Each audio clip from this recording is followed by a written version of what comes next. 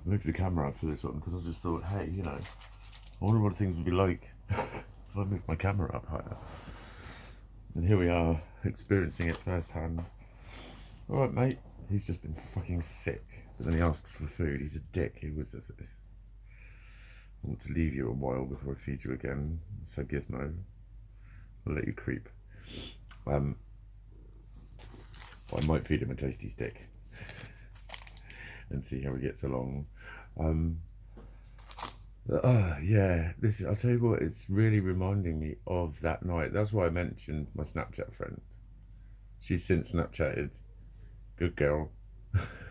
Totally random and unconnected Snapchat. Back to normal. I like that. I know it's just been sent and acknowledged. That's fine. But yeah, it was her when I was feeling really sort of delicate about it. Maybe that's why she's quite strongly associated with it today. There's something about her energy that's to do with all of this. But I think it was the night after, or I think it might have been the Sunday. I went out for dinner and I've not eaten all day, and I managed to eat some food. And I went out with some friends who knew what I'd like. Well, not exactly what had gone on, but they were just like, look, it's really chilled and quiet. It's a little country pub, just come and sit with us and have some dinner. So I did. And it was that night I got talking to a different woman, and it just felt so fucking weird saying those things, those very fucking female things that would have normally made me sort of fucking cringe or whatever. But saying them like they make sense. Like, and it's not that, it's the feel, it's like they feel real. I'm like, why do they feel real? How is that me though? And then I start questioning the fact that I'm getting upset by it. It's like that I'm responding to it like a woman. And I think, who the fuck, how many of us are there in here? And I don't mean that in a funny way, because it's like, that's what I keep saying. There's so much of the fucking horrible, gruesome aspects of mental health issues are just a fucking callous joke. Not even just a joke to be fucking fucking laugh, fucking horrible. There's so many people like that around, and it's all because they're just so fucking scared of getting it themselves. That's what it is. But that's no fucking consolation. It's always given as a consolation. They're just scared. They admire you really. They're jealous of you really. It's because they've had problems. It's because they were bullied. Bullet gun, bullet gun, bullet gun, bullet gun. It's the bullet that fucking hurts. Don't care what the gun was. That's the thing.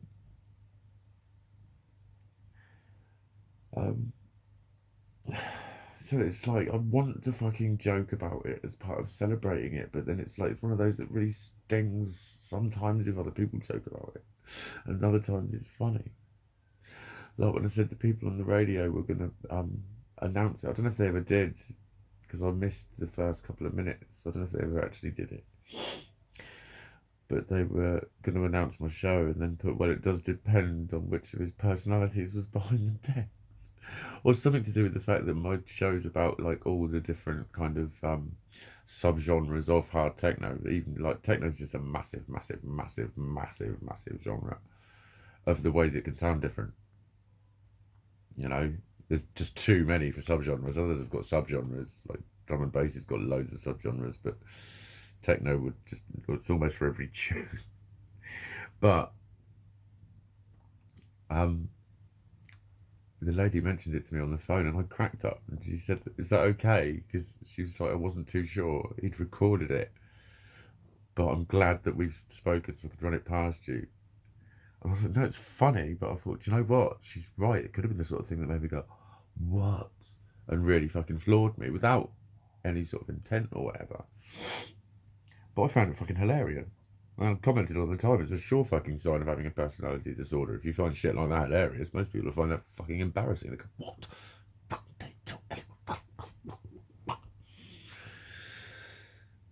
Because I seem to attract a lot of people like that. I really do. I remember joking about that when that girl said, "Why do you think you're single?"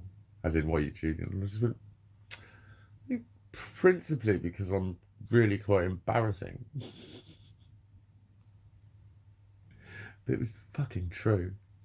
Because it's their embarrassment, which means that they get uncomfortable around me, and then they try to regulate my behaviour all the time. And then I can tell that they're quietly psychoanalyzing me without telling me, and then trying to test me out and shit. And it's like another one of the reasons why I just said I need to be really fucking transparent. It's like, I don't even know if I'm. Well, I know that I'm definitely male, but there's too much female in me for me to not be quite female. But I'm straight. I'm in my 40s and I live in a little room that I rent. I'm not working. I'm riddled with psychological and emotional issues. So, like, is it cool if I kiss you? Hang on. I fucking. There we go. Shit, yeah, there we go. You probably won't even notice that. The picture might have gone, but my charger thing. Yeah, I plugged it in, but I didn't realise you had to switch it on. I did realise. Why did I say that? I hadn't switched it on, is what had happened. That's the factualness of it, Mikey. Alright. But yeah, fucking hell. It's like, why does it feel horrible? There's a million questions to that. But why should being girly be weak and pansy and something to be talked down to? Why are like men instantly called a bitch and they've got to like be bossed around by women for the rest of their lives and laughed at and slapped and all this fucking, what the fuck is all that toxic fucking poison in a society that says when you try and talk to people about this, you'll typically get someone going, "Oh, what does it matter? It doesn't matter anymore." And they're being impatient with you about it. Why does it matter that much? So you like to wear women's clothes sometimes. And they kind of just boil it down to that. It's like, I don't even know what it is. It's like, I managed to come up with a fucking state of psychological identification that didn't exist in psychology, which I thought was really simple. And that's the thing that sort of keeps getting emotional. It's like I said, my heart's a woman, my head's a geezer, basically. Because I just thought of the amount of fucking alpha male types that I've been fucking mates with, and they fucking love me. And so what you want about alpha males, they spot a bullshitter a fucking mile off. Because alpha males are genuine. They're true to them fucking selves. They might not have the right idea of all that is all the time. But they know what they want, and they go, that's why they're alpha. And they can spot a coward and a fake a fucking mile off. And I don't get treated like a coward or a fake by them. I get treated like a genuine person. So that's how I know. In that sense, I'm alpha. Yeah. Yeah. But it's what I've got to be alpha with. See, you're laughing, aren't you? And that's what breaks my fucking heart, unfortunately, because I'm laughing too, but it's not fucking very nice. It's not very fucking nice. I do want to fucking cuddle for about an hour. I want to cry. And then there's that instant feeling, that schema that comes up of somebody in society being really impatient. Oh, fucking hell, I want to cry. Fuck, get over yourself. Do whatever. Do what? There's nothing here but silence. And the little lovey-dovey, wovey little flufferton. He's comforting me right now. He's got his paw on me. He's being all nice, aren't you, mate? But yeah, fucking hell, like just to the point of like just even needing to talk about this shit, just to think this shit. It's like there's no so what coolness about it, mate. It's not just wanting to wear women's clothes occasionally or put a bit of makeup on. And it's just so sure as hell not wanting to be any of the fucking billion fucking preconceived ideas and labels that are waiting for me in a society that says that my illness is a label.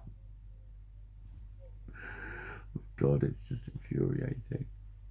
It's something that prohibits me from most human interactions, to be told that it doesn't exist. So we have things happen that people say didn't happen. But then people say that the thing that explains why they're not happening or are happening isn't happening. It's borderline hilarious. It's borderline fucking hilarious. It's like any human mind would be just insane with like, what do you want from me, huh? What do you want from me? Come on, buddy. All right already. What do you want from me? What do you want from me? I don't know. I just keep getting very boothful about shit. And that's what I was that night when I was talking. I'm like, I'm fucking talking about fucking whether or not the feelings that I'm feeling are womanly to a fucking woman. And it's making fucking sense. And she was really lovely. She was really lovely about it. And I think there's only a few women that have intimated as such to me. That level of it, it's like the fucking gender thing goes right out the fucking window, really. It's what? Like I say, it's very close to that fucking denying your own existence feeling. And this was obviously a fucking part of it. And this is obviously, all this underlying shit that everyone reckons I can magic away by doing some forgiveness. It's just this fucking... It's a malfunctioning brain which isn't conjuring up the same type of awareness. Literally in his own world. And I wonder how many times people have said that about me. And then I wonder how many people, of those people who always say that about me, actually treat me as such. Stop expecting normal from me. Stop expecting normal from me. That is why I fucking hate the word normal. Because you are continually stopping me and asking me why I think things and why I feel things. That, in a nutshell, is one of the most fuck-offable things that fucking happens so fucking often. But why do you think? Fuck's it got to do with you? You know what I mean? That's how I know I'm not normal, because I continually baffle everyone. People walk away shaking their heads or laughing or whatever. And it happens a lot. More than a normal amount. Enough to affect my life. Like I keep saying, it's how does it affect your life if you're able to get on with it? Even if you have to grit your fucking teeth and whatever. You do it though. The same kind of pep talks I have. I'm talking to the people who look down on me, who think they've been through what I've been through, and reckon I can just do what they did. That's what I'm fucking talking to. How dare you? Because you did it, didn't you? You did it. I've tried doing it. There's not an it to do. When you pull yourself together, it's like, right, what's up? Now I am a ghost. It's just, what the fuck is going on with this fucking thing? It runs away from me. It becomes something else. It turns into a song. I look at a fucking sentence and I start reading it backwards. It's like, what? Mate, don't tell me there's nothing wrong with me. Don't tell me I'm normal. I know what normal was. And this ain't it. But that bit isn't to do with this whole fucking woman vibe. But the whole woman vibe thing is to do with a lot of the... Oh my God. I need to make another video.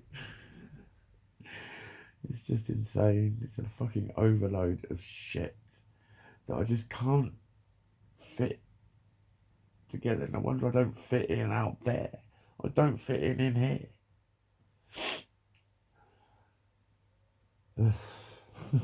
Ugh.